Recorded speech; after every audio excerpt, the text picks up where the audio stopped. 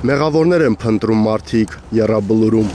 Զինվորը կանգնած էր իր դիրքում, իսկ Հայաստանի ռազմաքաղաքական ղեկավարներն իրենց տեղում էին։ Ես որպես մարտական գործողությունների մասնակից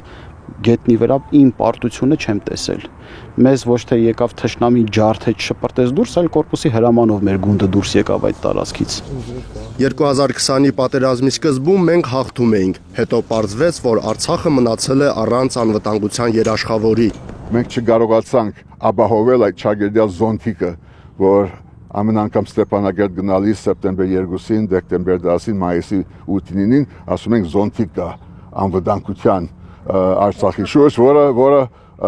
անխոցելի է։ Իսկ ինչպես եղավ, որ այդ զոնտիկը արդեն 1, 2, 3, 5, 20 տարվա ընթացքում այլևս չեղավ։ 2014-ի օգոստոս, 16-ի ապրիլ, 20-ի սեպտեմբեր, 94-ի հրադադարից հետո Ադրբեջանը ամեն տարի խախտում էր հրադադարը։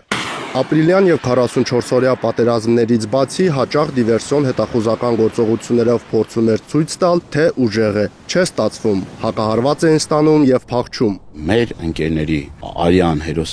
հերոսաբար կռվելու արդյունքում մենք կարողացել ենք բազմաթիվ հերոսական հաղթանակներ տոնել։ 90-ական թվականներից մինչև 44-օրյա պատերազմ այդ պայքարը եղել է, որևէ մեկը իր անձը չի խնայել, իրենք կրկնում եմ լկտիաբար ստում են, ես ուզում եմ իմանալ իրենք որտեղ են եղել, իրենք ինչ են արել այս պետության համար, բացի այսքան արհավիրք բերելուց։ Իրենք որտեղ էին, Հայաստանի իշխանությունը պատերազմը կանգնեցնելու շուրջ էր բանակցում, զինվորի թիկունքն էր պահում։ Պատերազմի ընթացքում չի եղել այնպիսի հեղինակություն, այնպիսի անձնավորություն, որ կարող էր բանակին թիկունք կանգնել եւ բանակի առջև դրված խնդիրները լուծել։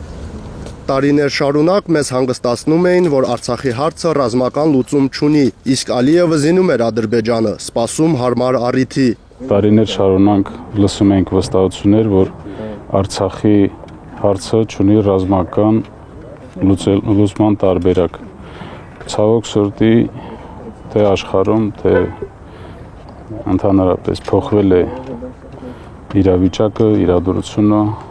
տեսակետները եւ այսօր տեսնում ենք եւ ականատես ենք լինում, որ աշխարհում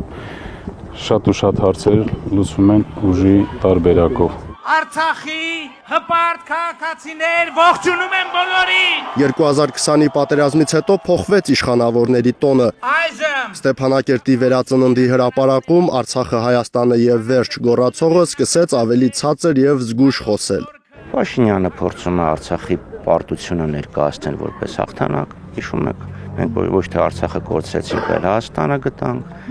հայտարարում է, որ ինքը չի կանխել պատերազմը, որպեսզի պահի Հայաստանի ինքնիշխանությունը, այստեղ որևէ տրամաբանական կապ չկա, ցինիզմ է ընդհանրապես։ Ինչ է գտել Հայաստանը, կորցնելով Արցախը։ Ինքնիշխանություն, անվտանգություն, Հայաստանը նույնիսկ մեղավորներին չի գտել 2020-ի ողբերգության։ Հայկ Ավանեսյան, Արմեն Ապրեսյան, Հայլուրի համար։